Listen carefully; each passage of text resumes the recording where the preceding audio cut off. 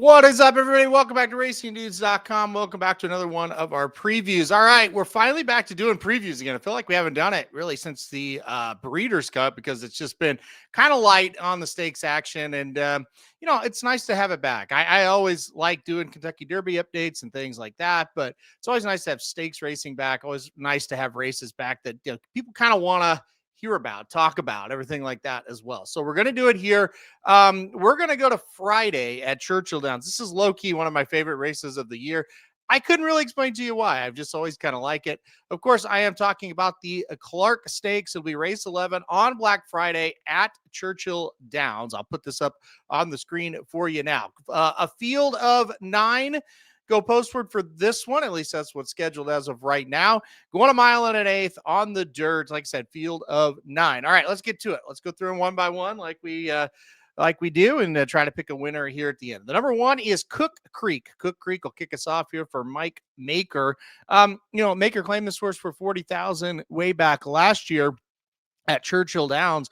And the horse has been pretty good ever since. He's won 3 races and looked pretty solid doing it. The problem is when you get up to this kind of competition, we've seen this horse have some trouble. Last year, he did run in the Clark right here at Churchill Downs, 6th, beaten 7 lengths in this one. Also, in that one, I should say, 6th in the Louisiana Stakes, 13th in the Razorback, 6th in an allowance at at Saratoga. And then you're like, boy, this horse is in big trouble. Did get a win last time out at ungraded 6 race at Delaware. So not for me in this spot. 12-1, I guess a decent enough price. It's just not for me. I don't think he's going to make much of an impact here. The number 2 is First Mission. This is an interesting one to me. We kind of saw it. His last 2 races were just not good. His race 3, 4, and 5 back, any of those, it's either going to win or make him very competitive is how I would describe it. 5 races back, the Razorback was 3rd, beating a neck, won the Oaklawn Handicap in what I thought was his best race in a long, long time. And then 3rd in the Stephen Foster after that, but got beat by Mindframe and Sierra Leone. That's a good race. The finishing 3rd of those horses, that's pretty good. That'll win here. Will we see it is going to be the big question. Way back in 2023, he was in this race in the Clark as a 3-year-old, got 2nd, beating a nose to Trademark. And then, was kind of up and down and then, got kind of back into form this year. And these last 2 races and the personal Island just did not run very well whatsoever. Got beat as a heavy, heavy favorite that day. And then the Goodwood out at Santa Anita, I just thought was pathetic in that race. I think some good signs are Flavian Pratt's going to get aboard. So I think that is that's very good. The last time Flavian Pratt was aboard, and really I think the only time that Flavian Pratt's ever rode this horse, it was a win in the Oaklawn Handicap where he ran one of his better races. So it's a good spot for him. I think he's coming in here. I don't think they enter him if he wasn't doing really well. So I think they kind of think they've got him back into shape. So I think he's obviously here with a shot. The number 3 is Hit Show. Of course, Hit Show, the long shot winner of the Dubai World Cup earlier in the year. He followed that up with a 5th place in the Stephen Foster, where he didn't run very well at all. Got beat by First Mission in that race. We just talked about it. Ran 5th there. Won the West Virginia Governor Cup, which is just only won by a head. Wasn't that great of an effort, but still, got the job done. 4th in the Lucas Classic, and then did win the Fayette last time out by a length. Got a really nice trip, really good ride, I thought there. Irad Ortiz, who rode him there, will be riding him here, so I think that's a good thing as well. Both Cox horses, obviously, in with a big shot. The number 4 is Gosger, a 3-year-old going to try open company here for the 2nd straight race. He tried it last time out in the Fayette. I thought he ran okay. He got 3rd, beating a length and a quarter behind Hit Show and Rattle and Roll. This horse always runs well. The only time he didn't was in the Pennsylvania Derby. He no-showed there, but 7 starts, 2 wins, but 6 out of 7 hitting the board. The number 5 is Chunk of Gold. This is another 3-year-old taking on older horses and doing it for the first time. This one, look, I think we know what he is, and what he is ultra, ultra consistent. 9 races, I should say. 8 times he's hit the board. The only time he didn't hit the board was in the Kentucky Derby. He still ran okay. He got 9th in that spot. After that Derby, he ran 2nd in the Ohio Derby. He won the West Virginia Derby. He was 2nd in the Bourbon, a race he should have won. He was a huge favorite, and he couldn't get the job done. And then he came back to win an allowance last time, optional claiming last time out at Keeneland by 8 1/4. And to me, that's the best race of his career. To me, when they get him in front, get him on the lead, that's when you see him at his best. We saw that in the West Virginia Derby as well. He needs to be on the lead. I think we're learning a lot about this horse. You kind of look at, he kind of just grinds it out. But when you're 5th or 6th or 8th, I'm just reading his running lines, you kind of grind it out and get seconds and thirds. We've seen it. Well, really no thirds, seconds, right? The 2 races he's on the lead when he's in stakes company, he won. So I think that's the key here to this. Do you think he will be on the lead? I don't really know. It doesn't look like it, honestly, to me. There's a couple of horses. I think, Willie D's, we'll talk about in a minute. Who Dey is pretty fast. Gosger, Cook Creek, even First Mission. I'm not sure. But if I'm Junior Alvarado, I'm sending him as hard as I can and just, hoping that he can, get out in front and be hard to pass. He's very interesting after that last race. And he's the right price at 10 to 1. The number 6 is Rattle N Roll. Kind of broke my heart last time out. Picked Rattle Roll, bet Rattle Roll to win at 13 to 1 in the Fayette. He got a horrific trip. He got way behind. He was coming very, very wide down the stretch. He got second, only beating like that was a really good effort.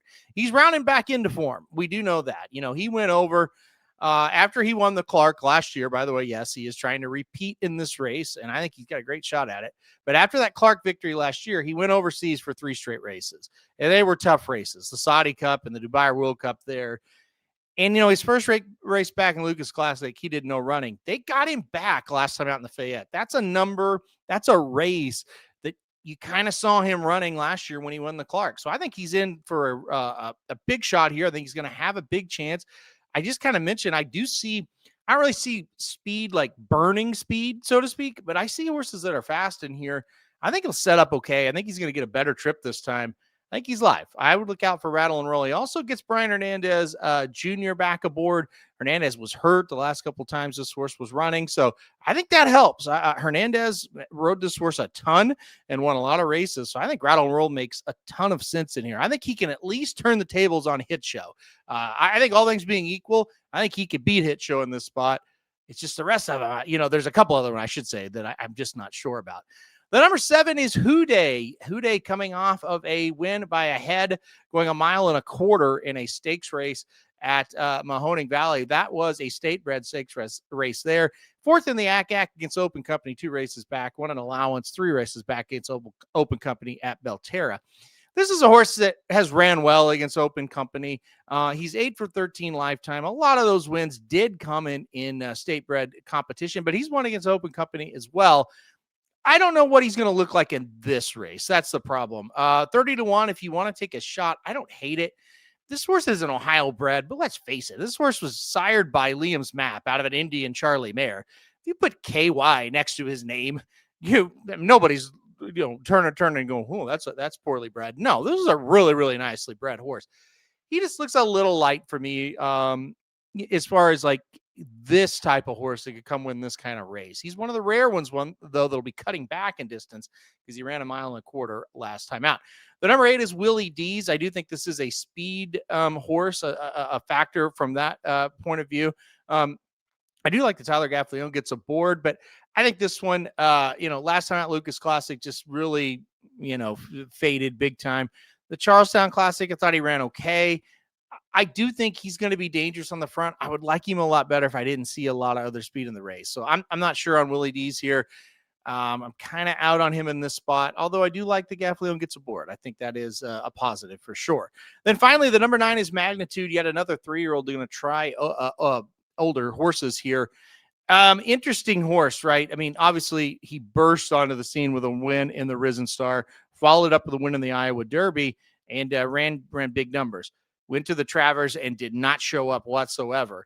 Pennsylvania Derby, I urge you to go back and watch this trip. This is a horse that had been on the lead the last 3 races, was way off of it. And I thought, boy, he's cooked. Like he's not going to run. He's not going to do very well. He ran a sneaky good race in that Pennsylvania Derby. He ran second, beaten 2 1/4, got beat by Baeza, but finished ahead of Goal Oriented. So he was passing horses. He was 7th, 6th, most of the race, ended up finishing second.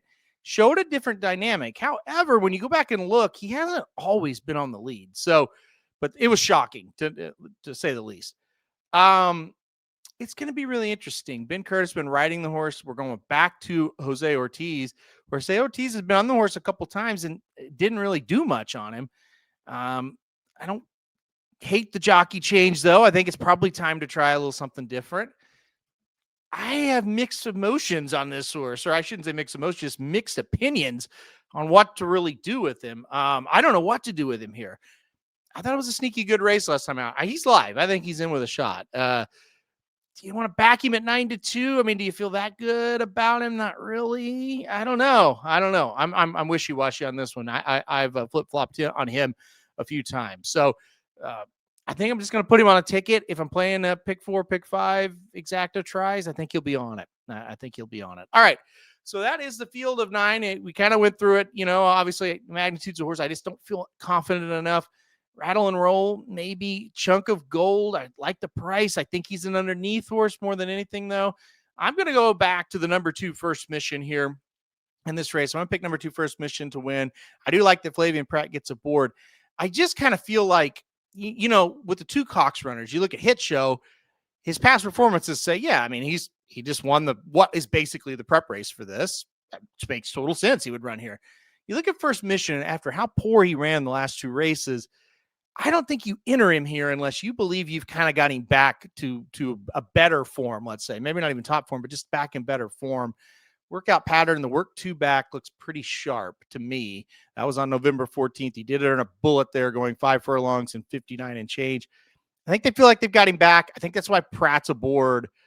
I'm pretty confident he's going to at least run a better race, and that puts him right there. I like the 5-1 as well. So I'm going to go number 2, First Mission, to win this year's version of the Clark Stakes. All right, guys, I love this preview. Hit that like button if you like it. Hit subscribe. You really like it. Want to get alerted anytime we do videos like this. And most importantly, good luck if you're betting Churchill Downs on Friday.